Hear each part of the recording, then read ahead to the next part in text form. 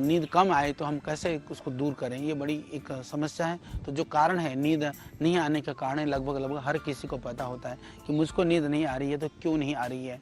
तो फिर भी आयुर्वेद के अंदर, आयुर्वेद के शास्त्रों के अंदर उसके लिए समाधान जो उपाय बताए हैं, कुछ उपाय हम आपको बताने का प्रयास करते हैं। तो उसमें जो मुख्य कहा कि नींद के लिए सर्वोत्तम माना गया है कि मालिश और उबटन। यदि हम शरीर की मालिश कर लेते हैं या जैसे आपने सर की मालिश वगैरह कर लेते हैं, या आप स्नान वगैरह करके जब हाथ पैरों के अंगों को जो दबाने का काम है, उससे भी नींद आती है। और स्नान को भी माना गया है कि वो निद्रा लाने में सहयोगी है। तो ध्यान रहे, खाना खाने के तुरंत बाद स्नान तो नहीं करना चाहिए, परंतु यदि आपने भोजन किया है, यदि 2 घंटे बीत चुके हैं तो सोने से पहले आप स्नान भी कर सकते हैं। स्नान करने से नींद अच्छी आती है, पर ये सोने से पहले स्नान ये एक नियम नहीं है, ये नींद लाने के लिए ज़रूरी है, पर कम से कम भोजन किए हुए 2 घंटा होना ज़रूरी है।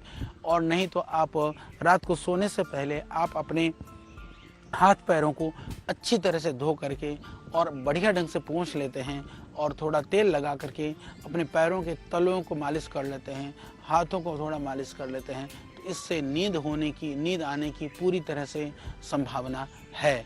और स्निग्ध पदार्थों के साथ में आप जैसे जो दूध है, चावल का सेवन है, वह भी निद्रा लाने में कारण माना गया है। वैसे दही भी निद्रा लाने के लिए सहयोगी माना गया है, पर रात्रि को दही सेवन निषेध है क्योंकि वो कफ बढ़ाता है।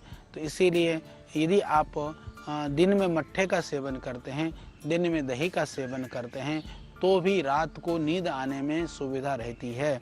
और राजस्थान में तो उसमें दही में, मट्ठे में जौ का जो घाट है, जिसको राबड़ी भी बोलते हैं, वो भी ज़बरदस्त नींद आती है। तो हमने देखा दिन में भी सेवन कर लें तो दिन में नींद आने शुरू हो जाती है। तो किसी किसी को दूध से नींद आती है, किसी को दही सेवन करने से नींद आती है। तो दिन में दही या मट्ठे का सेवन भी रात्रि को नींद लाने में वो सहयोगी है। प्याज का सेवन, प्याज जो है वह बहुत ही निद्रा कारक होता है। प्याज अलग अलग तरह से सलाद के रूप में या दूसरे जो भी उपाय चटनी के रूप में आप लेते हैं तो भी नींद लाने में वो सहयोगी है। इसके अलावा सब औषधियों का एक बेहतरीन जो औषध है वह मानसिक रूप से प्रसन्न रहना। मानसिक रूप से प्रसन्न रहना वो निद्राजनक है, निद्रा कारक है। तो श्रद्धेय मुरारी बापू जी एक बार कहीं प्रसंग में चर्चा कर रहे थे। बापू से किसी ने पूछा कि बापू कि बोले जब सत्संग में आते हैं तो नींद आती है, और बोले जब हम फिल्म में जाते हैं, जब इस तरह के गाने बजाने वाले में जाते हैं तो वहाँ नींद नहीं आती है। तो बापू ने उत्तर दिया था कि बोले वो जो है वो कांटों की सेज है, जहाँ जाते हैं तो वो कांटे हैं, वो जीवन के लिए भी कांटे हैं और आगे जाकर के फल के रूप में भी कांटे ही मिलेंगे। तो वहाँ कांटों की सेज होती है, इसलिए नींद नहीं आती है।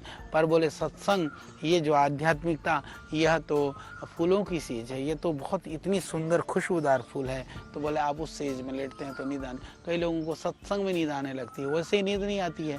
जब आध्यात्मिक धार्मिक की चर्चा होती है, कथा करते हैं, तो वहाँ पर नींद आने लगती है, क्योंकि वहाँ मानसिक रूप से आप बहुत रिलैक्स हो जाते हैं। तो स्वाभाविक है, कई लोगों को तो हमने देखा कि वैसे नींद नहीं आती है। जब वो ध्यान में बैठे होते हैं, ध्यान में बैठे बैठे सो जाते हैं, ध्यान में बैठे बैठे उनको नींद आती है। तो अच्छी बात है कि यदि ध्यान करने से नींद आती है तो ध्यान करिए, सच में ध्यान से नींद आती है।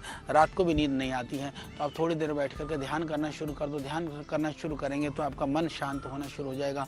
जब आपका मन शांत हो जाएगा नींद जरूर आएगी। कई लोगों को जो रुचि के अनुसार जो बहुत ही धीमे धीमे मंद मंद जो गीत है, संगीत है, म्यूजिक है, यदि आप उसको धीमे धीमे बांसुरी की आवाज़ है, धीरे धीरे कोई गान भजन संगीत है, उसको सुनते हैं तो ये बहुत ही नींद आने लगती है। उससे आपको रिलैक्स मिलता है, रिलैक्सेशन, आप पूरा एकदम अपने आप को शांत और बहुत ही अपने आप को बहुत अच्छा आप अनुभव करने लगते हैं। तो इससे भी नींद आप ला सकते हैं।